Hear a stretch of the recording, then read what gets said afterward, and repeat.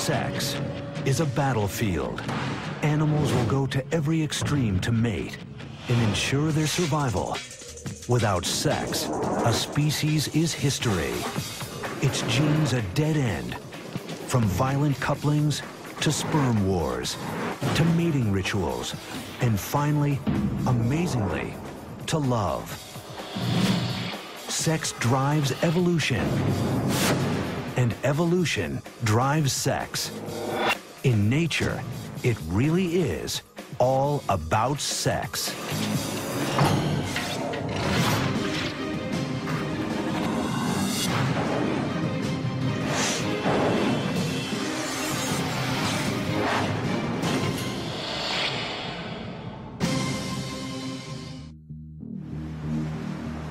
Just off the coast of Bimini Island in the Bahamas, scientists are studying a marvel of evolution. Over millions of years, evolution has built the protruding jaw and razor-sharp teeth of the ocean's master predator. But sharks are more than just killing machines. They are pioneers of sex. 500 million years ago, sharks really invented what people would call sex. Sam Gruber has studied sharks for 45 years. People basically don't know much about sharks, and they think of them as the death fish from hell, but really they're highly, highly sophisticated, tremendous animals. In addition to complex navigation and communication systems, sharks were one of the first to develop a whole new way to have sex. May not look like very much, but it represents a huge evolutionary leap in reproductive behavior. If you look very closely, you'll see these two little finger-like projections, which are called claspers, are actually the penis of the male shark. 400 million years ago, sharks became one of the first vertebrates to evolve a penis. But they were hardly the last.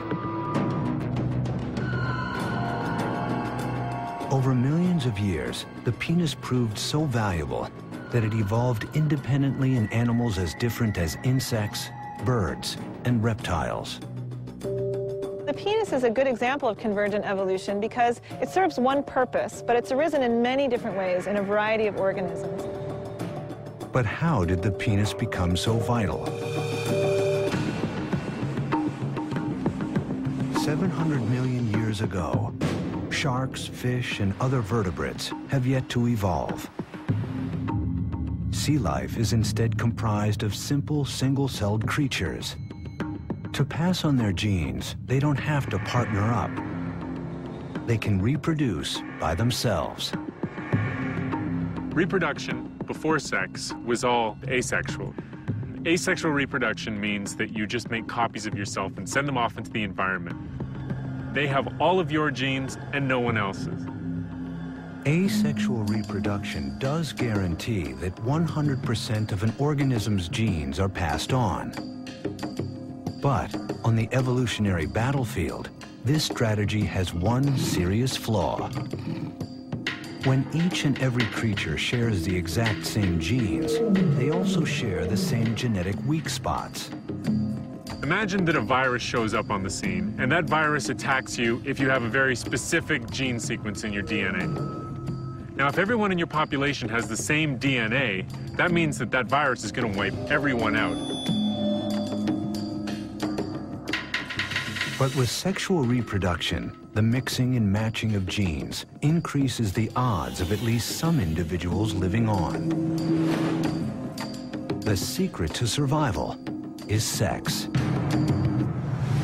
The first animals to adopt sexual reproduction emerged 600 million years ago. But the sex they practiced is not what humans might imagine. These passive creatures, relatives of modern coral, were tightly anchored to the sea floor. How can you mate when you can't move? Cast sperm and eggs on the waves and hope they meet. Each summer, billions of coral polyps simultaneously launch their reproductive cells into the current. Each coral releases both sperm and egg, but instead of combining with each other, they wait until they encounter the seeds of another coral. No one knows how they do it.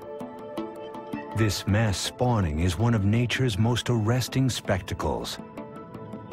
But it evolved as a matter of survival. Mass spawning by corals could be called a defense mechanism. Having all of the eggs and sperm released at the same time allows some of the offspring to survive even when there are predators around. You swamp the predators, you produce so many that they can't all be eaten by those predators at that point in time. For stationary animals, casting DNA into the ocean may have been the only way to sexually reproduce. But a new class of creatures was about to evolve, and sex would evolve with them. About 570 million years ago, in a very brief period of time, we see the origin of many different, often very complex body forms, some of which are still with us today. Many forms that resemble modern invertebrates, crustaceans. We even see the first fish. These early fish could move like no other creatures that came before. Instead of relying on ocean currents to carry their fate, males could directly target the female's eggs with their sperm. But even this method of mating had its pitfalls. The eggs, once fertilized, were not only tiny and fragile, they were exposed. This forced the parents to either stand guard or abandon them altogether. It would take another 200 million years for evolution to come up with a new plan, which is where sharks come in. In sharks, evolution gave rise to an innovation that allowed males to deploy sperm directly inside the females. Sharks invented sex, so to speak. This is just a huge difference from what we see in animals that lived 500 million years ago. Instead of two fish just randomly spraying their eggs and sperms out into the water, helter-skelter, these animals have to actually come in contact. Sharks are one of the first vertebrates to physically connect during sex. It may sound friendly, but with sharks, it's anything but.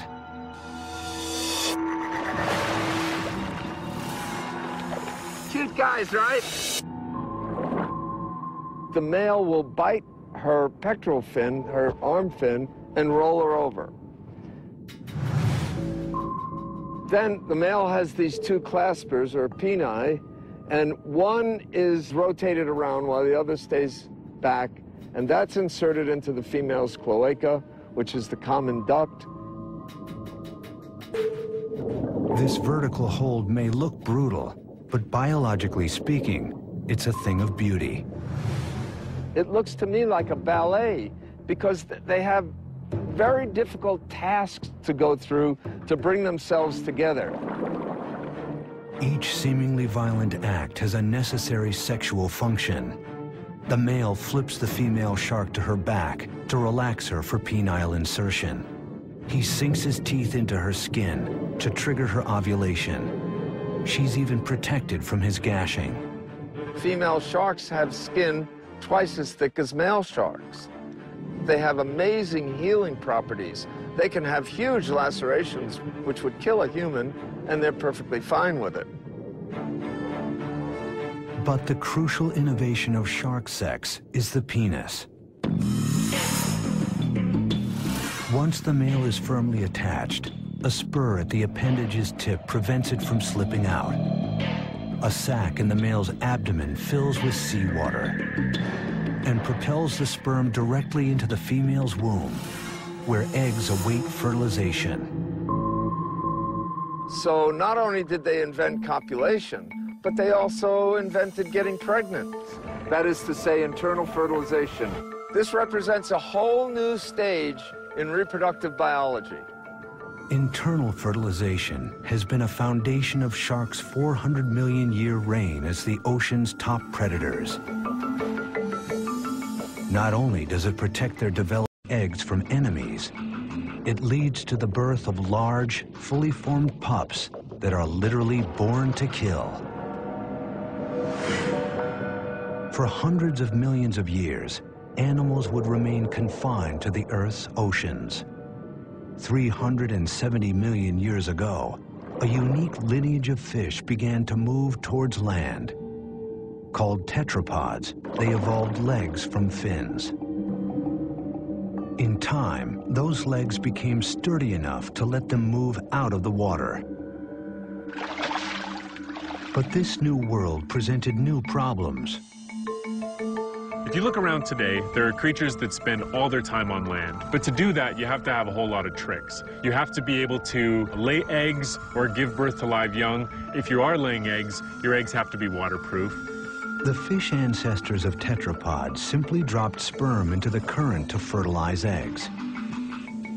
But that wouldn't work on land. So one group of tetrapods, the ancestor of reptiles and mammals, successfully changed their method of reproduction. As sharks had before them, reptiles developed internal fertilization. And then they went beyond, evolving an extraordinary adaptation to protect their young. The amniotic egg. This marvel of evolutionary engineering not only nourished the developing young within, its hard shell kept the egg from drying out. The amniotic egg gave reptiles the ability to conquer land, reproducing, spreading, and growing on a whole different scale. And for the dinosaurs, this scale would be a big problem. When you're 40 feet long and weigh 6 tons, how do you do it?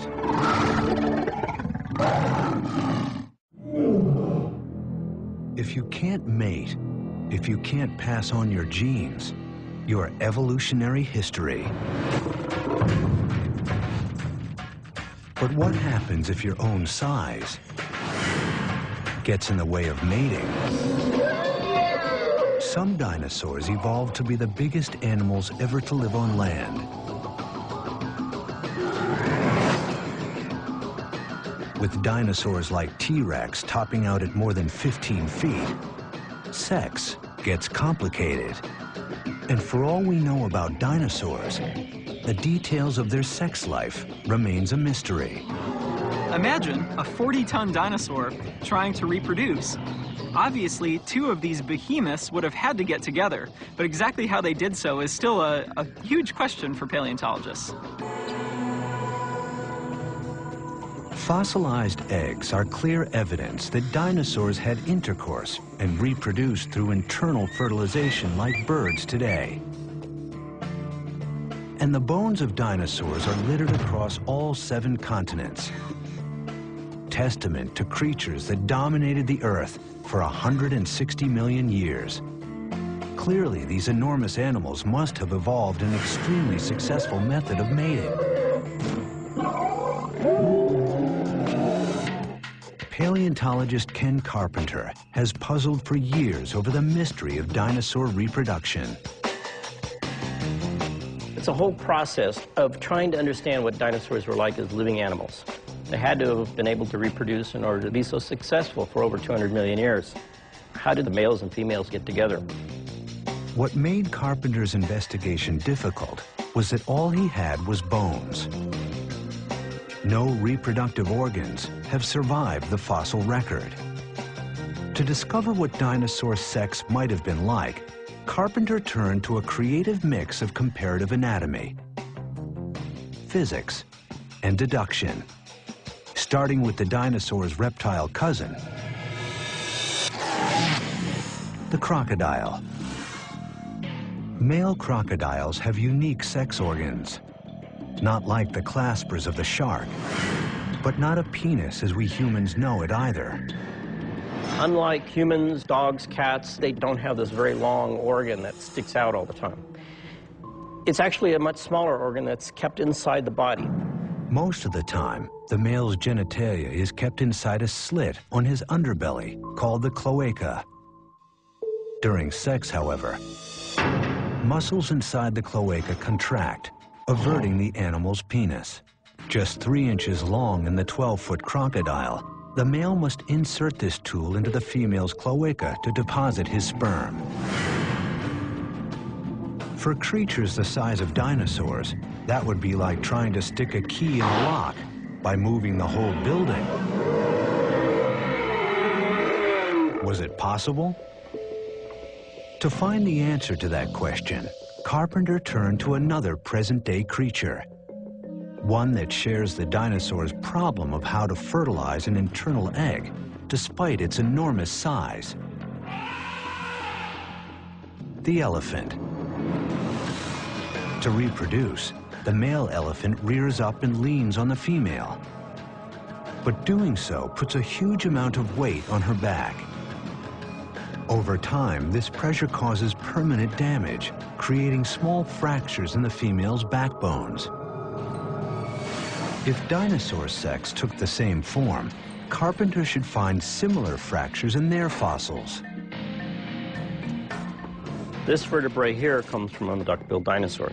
Possibly this breakage was due to the male climbing on top of a female during sex. Well, maybe, but we'd have to know what gender this vertebrae is. And if it's a male, it would mean one male trying to mate with another male. Maybe that's why dinosaurs became extinct. I don't know.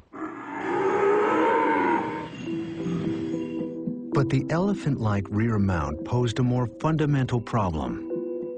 The male would have climbed up, put his weight on her back. Could her bones have supported it? Elephants weigh up to 7 tons. But some dinosaurs weighed as much as 25 tons.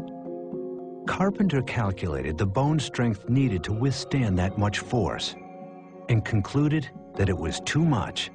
The elephant way was out. Undeterred, Carpenter retraced his steps to crocodiles and alligators, creatures with a mating style that avoids load-bearing altogether.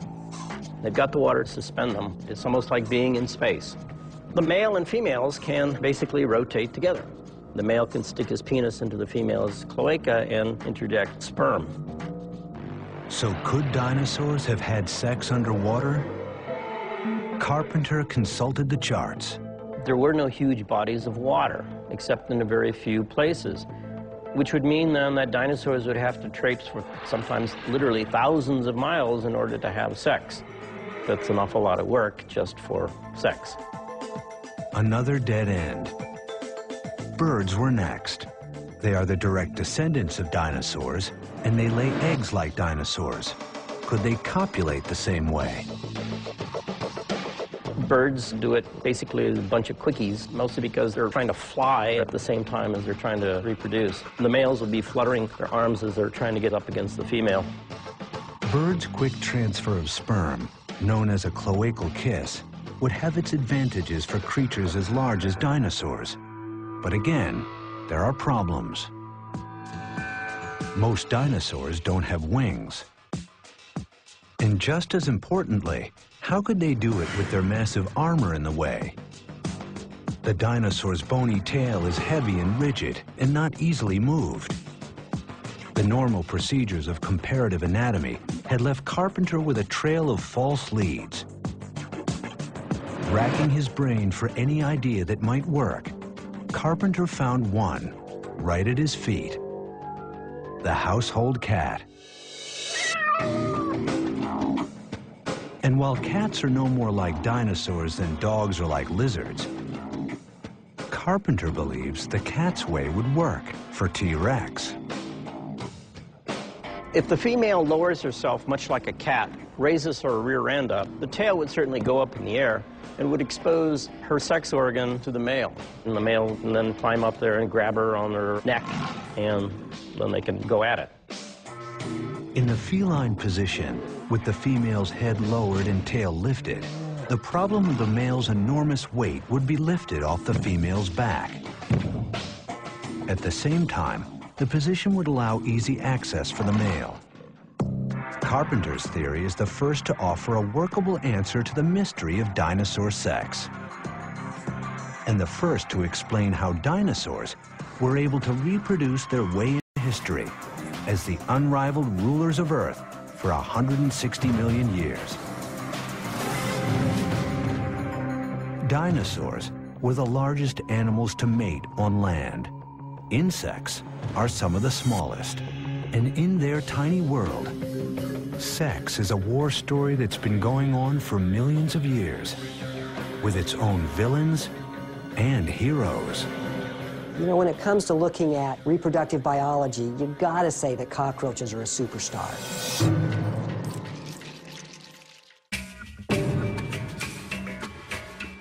65 million years ago, an asteroid 6 miles wide hurtles down from the sky and smashes into the Gulf of Mexico.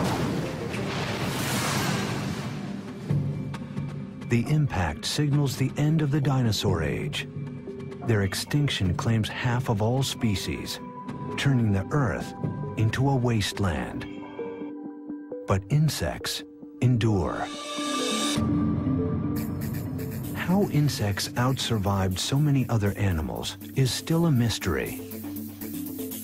Some scientists believe the asteroid's impact caused a temperature shift that put insects into hibernation. When they re-emerged, they flourished, developing new ways to reproduce at staggering rates.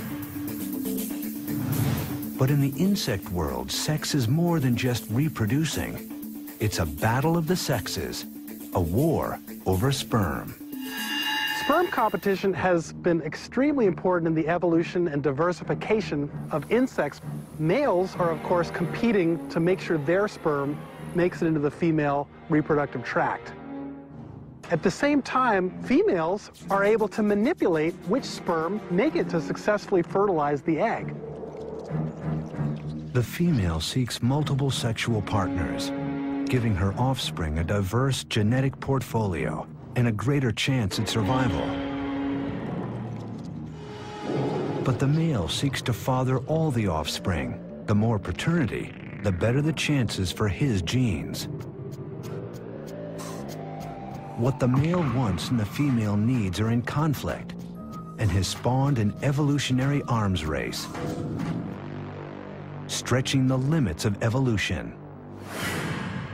A far cry from the shark's simple clasper, insects have evolved the widest variety of penis shapes on the planet. In one of the most shocking, the male damselfly's penis has sharp horns at the tip and spiky thorns down the side. If it looks like a scrub brush, there's a reason. The male uses his tool to scrape out the sperm of his rivals before depositing his own. This technique removes more than 90% of the existing sperm, virtually guaranteeing the offspring will be his.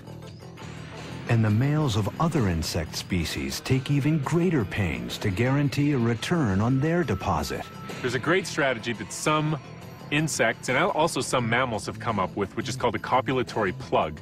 And after a male mates with a female, some of the semen hardens and becomes a plug, and it prevents other males from being able to mate with the female. It's a pretty good strategy. But honeybees take it a step further. Not just using a plug, they are the plug. Tens of thousands of male bees compete for the queen. Only one gets to mate with her. Think he's the lucky one? Think again. Upon reaching climax, his penis rips away from his body and becomes stuck inside the queen. He dies in order to lock his sperm inside her. But despite this ultimate sacrifice, female bees evolved a countermeasure, a way to pop out the plug, freeing the female to choose the sperm of another, maybe better mate. In bees, at least, females are winning the sexual arms race. But in other species, the males are taking the lead. In stick insects, males have gone beyond the removable plug, evolving into living chastity belts. They attach to their mates for weeks to prevent any other male from fertilizing her eggs. And the male love bug takes this strategy a radical step further. Once he locks his sex organ inside his partner's, he throws away the key. The male's commitment to the act is total. Once joined, he spends the rest of his life in the act of copulation. After the couple is through mating, he will die, to be dragged around by the female until she lays her eggs. Eggs all fathered by that single male. From species to species, the sexual arms race is ongoing throughout the insect world. But in one familiar group, females may have found a way to finally end the war. Entomologist Ron Harrison heads up the cockroach extermination lab at the Orkin Training Center in Atlanta. To come up with ways to kill these ultimate survivors, Harrison spends his days studying the species most commonly found in homes.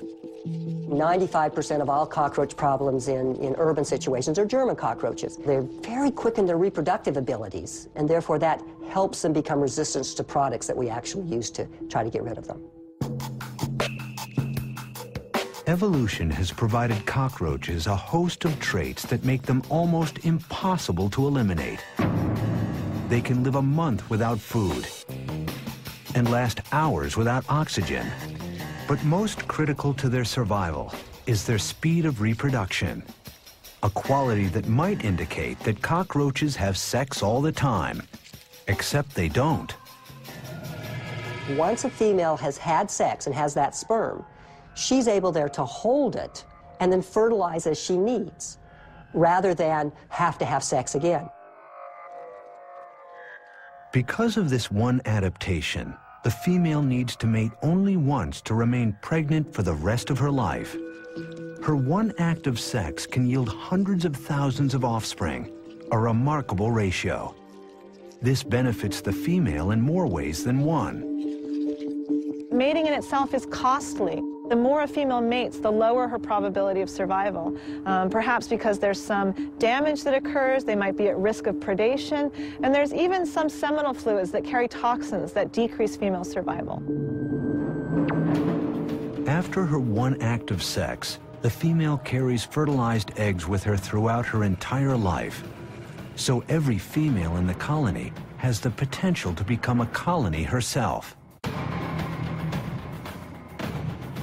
In pest control, what's really scary to us then is if you happen to have a German cockroach in the cuff of your pants or in your pocket or in a box that comes from the grocery store and it happens to be a pregnant female, that's all that's needed to get an entire population going. This adaptation has given the species the ultimate survival advantage. When you look at the whole evolution of animals, these started out 400 million years ago and are continuing to be very successful. You know, when it comes to looking at reproductive biology, you've got to say that cockroaches are a superstar. The battle of the sexes has made cockroaches, together with the rest of the insects, the most diverse group of animals on Earth. The drive to reproduce shapes not only insect life, but mammals as well, including us. Everywhere in the natural world, sex gets everyone bent out of shape.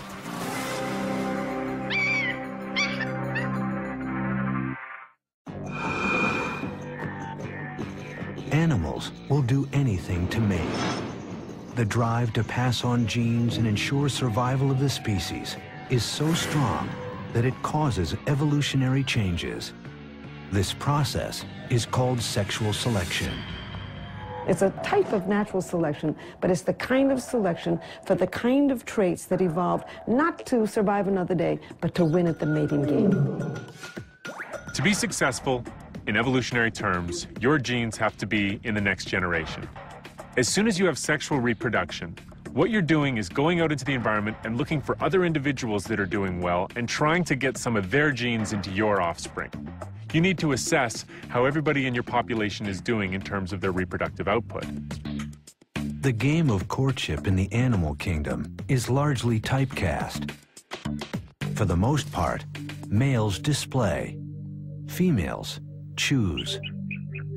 There's not an animal on this planet in the wild that will copulate with anybody. They all have favorites. Too old, too young, too scruffy, too stupid acting, and they won't do it. And for good reason, because an animal only has a few chances to pass their DNA on into tomorrow. And so they want to do it with the kind of individual that will really enable them to survive. And females can often have really weird criteria by which they choose which male they're going to mate with. Sexual selection has had huge consequences. Males of a species, they have to compete with each other to find a female. It gives rise to a whole different set of behaviors and appearances in animals to compete with other males and try to get a female mate. For example, a moose uses its antlers to fight other moose in order to win the opportunity to copulate with certain females. So there's two types of traits that evolve for sexual selection. One are traits simply to fight off members of your own gender, and others are traits to attract the opposite sex. The pressures of sexual selection worked on the male stalk-eyed fly to compete for the largest eye stalk, on the male finch to sing and to show red, on the rhinoceros beetle to grow massive fighting horns, on the male lion to grow his mane, and on the male giraffe to grow a powerful long neck. Some forms of sexual selection can actually drive species extinct because the traits that females prefer are so elaborate that they actually get in the way of day-to-day lives of males. Take the case of the Irish elk, the ancient cousin of Europe's fallow deer. Females really liked big antlers, and so over time, males with large antlers were selected over males with smaller antlers. Over progressive generations, the average size of antlers in the population got bigger and bigger and bigger and bigger. Eventually, the antlers got so big that they were at the very limit of what an animal can sustain and still survive in its environment. And ultimately, the Irish elk went extinct, and a lot of people think that it went extinct because its antlers were just too big. But even after the rams have butt heads and the mating has begun, in some species, the female has more work to do to be sure the goods are delivered. The female or the male approach each other, then the male mounts the female. After 1-2 seconds, the female starts calling. German primatologist Dana Pfefferle works with a unique group of wild macaques who live atop the Rock of Gibraltar. She came here to investigate the mystery of why female macaques cry out so loudly during sex. Over 2 mating seasons, she recorded the macaques, focusing on the frequency and intensity of the females' cries. She then looked for differences between the females who made noise and the females who didn't. What she found was extraordinary. Far more of the noisy females became pregnant. The earlier, the faster, and with the higher peak frequencies the female calls, the more likely the male is to ejaculate. In fact, males were 10 times more likely to ejaculate with a calling female than with a silent one. Pfefferle concluded that the females evolved the loud sex noises in a clear case of sexual selection. The noises increase the odds of bearing young. They're screaming and shouting for a reason. If he doesn't ejaculate, then what's going to happen is she's not going to conceive. So what she's got to do is she's got to encourage him. Eric Shaw has spent years closely observing the Gibraltar macaques, who are known for one thing: sex. They have sex on average once an hour, and they have evolved to use it for social purposes. Kevin. No, but we've got free-ranging primates here that we know have been here for 300 years. I know. Stop panicking. There's a lot of questions that they can answer for us. Be it a question of how to feed them, there'll be it a question of sex. For these primates, sex is part of how the community communicates and bonds. They use their sexuality in a lot of ways like we do, I suppose. You had a male and a female here, and he threatened her because you're a little bit too close to my food. To stop the threat, she presents herself. In other words, take me, I'm yours. Here we go.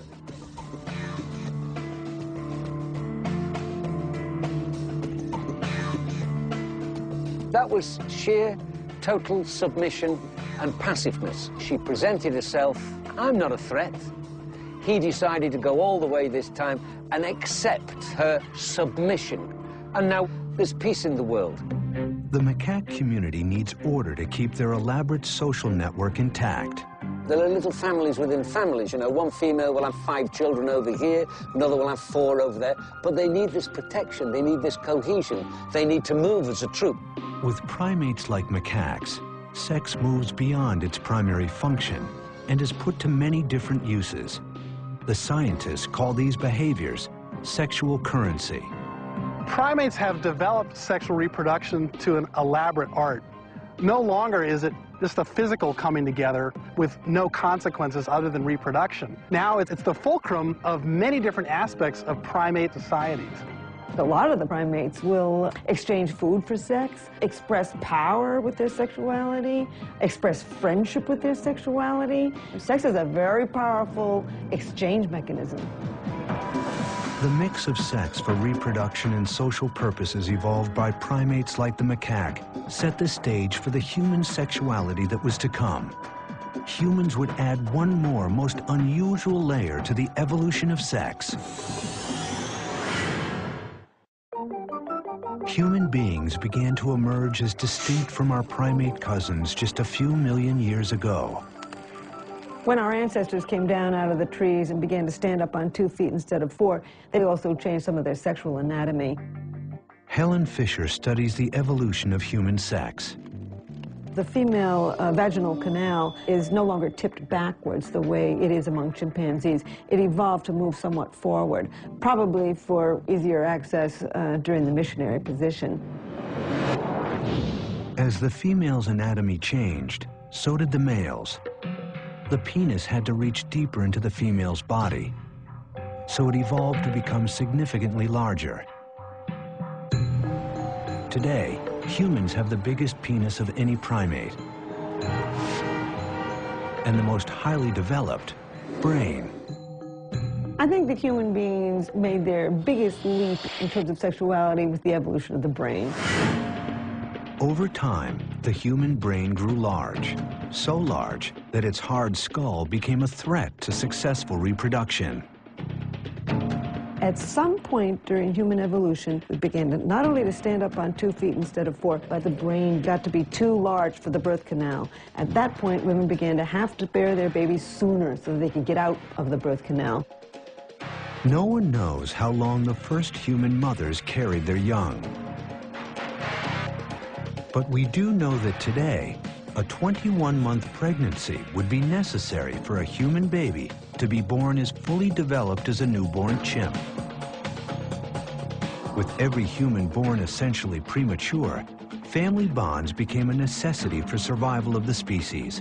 And that necessity, argues Fisher, explains the mystery of love. As we evolved babies that would have a very long childhood and even adolescence, we began to need to sustain a partnership with somebody long-term. And thus we see the evolution of these romantic love and deep attachment to a partner. Fisher studies the specific areas of the brain involved in sex and love.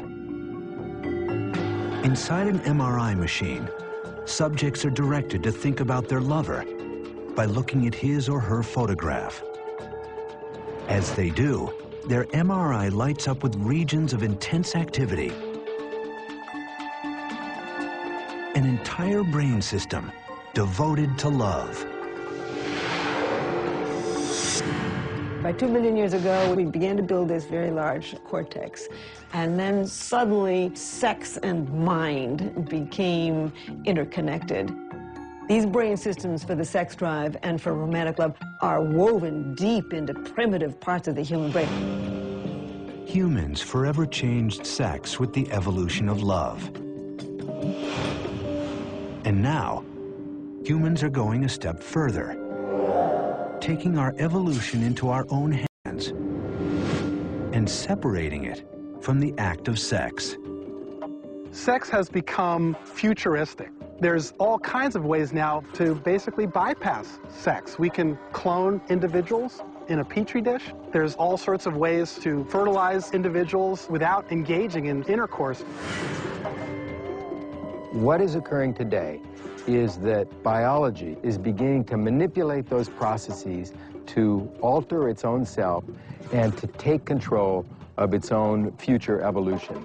So it's becoming a very conscious thing, and 100 years, 200 years from now, as we move forward, the process of human evolution is going to be directed by human choice. Gregory Stock is a biophysicist and the author of a book entitled Redesigning Humans. He is an advocate of human genetic engineering. And I could see a time when it's viewed as just kind of careless to conceive of children by the old ways, where it's just some random meeting of egg and sperm. How could you be so careless about something as important as a child? Stock believes the logical first step will be genetic screening, a process in which couples will be able to bring their sperm and egg together in the lab to generate multiple embryos. Then pick the one with the most desirable traits. So I think it'll be the parents will make choices about their children that are a little bit different from themselves, but really resonate with their own personalities. If they're really outgoing, they'll want children that are outgoing. If they're really conscious about their own intelligence, they'll choose kids that have a little leg up in that realm. If they're really athletic, they're going to want an athlete. And I see an enormous diversity as we go out into the future. We already are living in the age of engineered reproduction. The first so-called test tube baby is now in her 30s. Successfully cloned animals include the mouse, sheep, cattle, cat, horse, and chimp. Theoretically, the technology to clone humans exists, but hasn't yet been used. For Stock, a future of engineered humanity would simply be a new phase in evolution, consciousness having evolved to the point where it can chart its own future. As you begin to have meaningful choices, things that can be done that people consider to be of value, for instance, a genetic screening so that you can be absolutely certain that your child is going to be very, very healthy, then I think you're going to get these technologies used in a very, very broad fashion. Natural selection has made some bad choices in the past. An awful lot of people have very bad backs. They've got bad shoulders. They pull out various parts of the body because it's not yet perfectly evolved. And if we could make some changes in selection so that we get rid of genetic diseases, it would be an improvement. As humans move to take the reins of their own reproductive evolution, a vital debate has begun. Genetic engineering in humans is a very risky activity. The problem is that by introducing variation, we might not know what all the consequences will be. We may insert a gene that we think causes one effect, but in fact it will cause other effects and disrupt the normal functioning of our chromosomes. Of course there are going to be problems. There are always problems with using technology, especially potent technology. But that doesn't mean we shouldn't go there. It's going to be a very messy, a very chaotic, a very unpredictable process.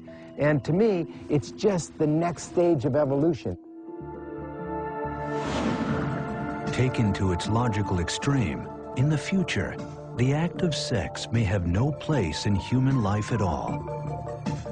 But for most scientists, the thought that the human animal would drop a behavior that is the product of millions of years of evolution is highly remote.